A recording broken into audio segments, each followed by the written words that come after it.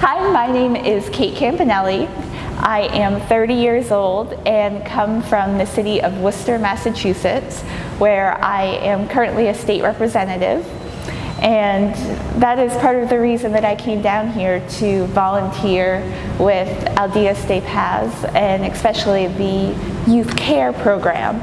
You know, before my career as a politician, I actually worked in my local school system and worked mostly with children that had learning disabilities or that needed that little bit of extra attention.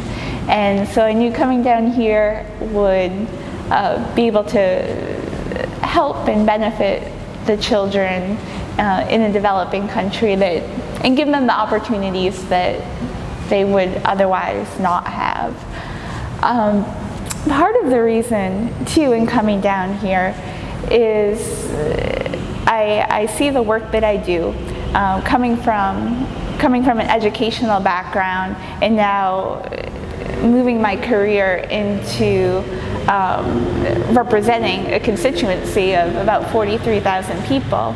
I still do a lot of work in the schools, and I'm amazed at going into the city, especially my city of Worcester, at how many immigrants and children come into the schools and with little education, not knowing English, having very little resources, and seeing them thrive.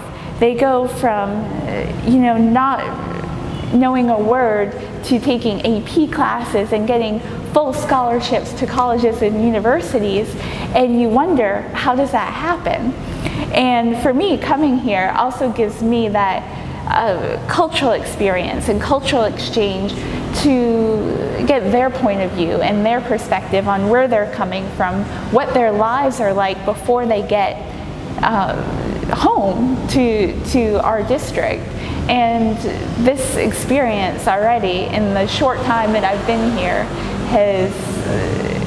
I've gained so much from that cultural exchange.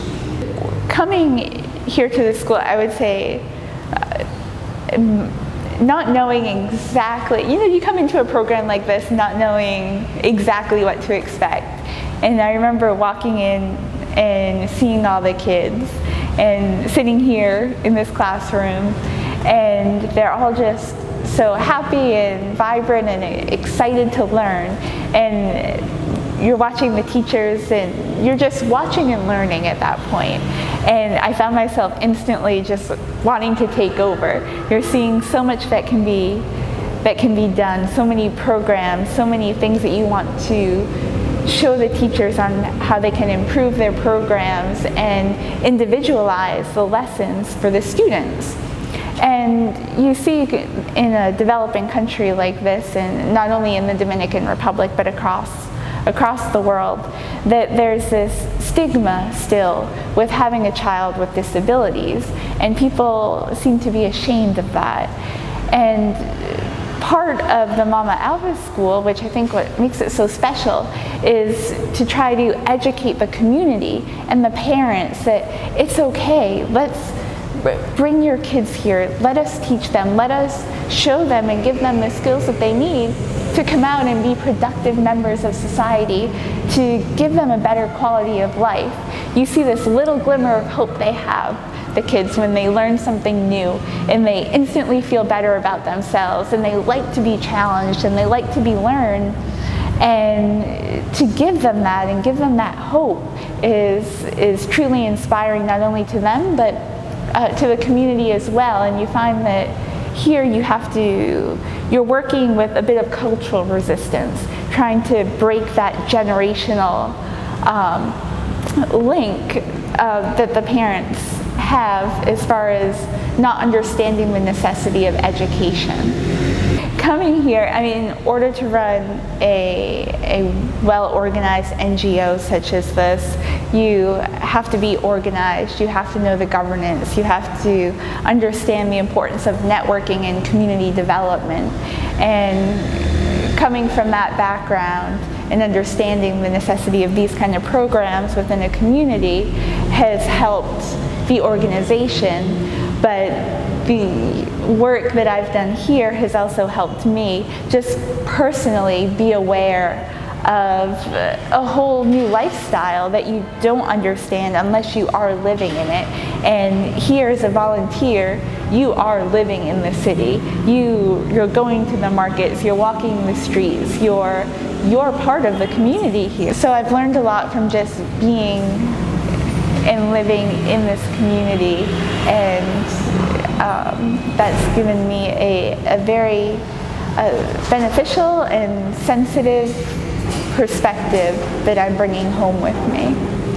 I have a couple great memories. I'll start specifically one with my work here at the school, which definitely had to happen today, and I knew instantly at that moment that this would probably be the best moment or most memorable. I was working one-on-one with a child here, and the theme this week has been learning shapes and colors and numbers, and he's 5 years old, and we're trying to integrate some new technology and new visual ways of learning. So we were playing a game, actually. I downloaded an app on my phone, and we're matching shapes and colors and numbers, and he's actually learning to read the numbers and identify them and the shapes and the colors. And as we're going through these, he's watching his score get higher and higher, and all of a sudden he stops and he goes, "Teacher, teacher," and she goes, "What?" He's like, "I am learning so much today." And at that point, just the smile on the face, and you can see how great he felt about himself and how much he was learning. I mean, that's what I'm here for, and that's what I want to make sure that every child here gets every single day. And that's going to only enhance their lives and really the whole community.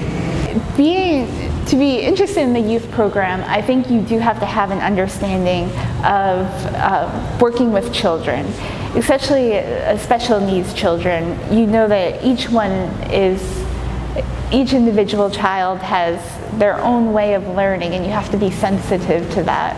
And coming here with an idea and a plan of what you want to do and what you want to accomplish, I think doing your research before you arrive, I think will give you a overall better experience here at the school, and will also help you as a volunteer yourself being integrated and communicating with the teachers and other volunteers as well.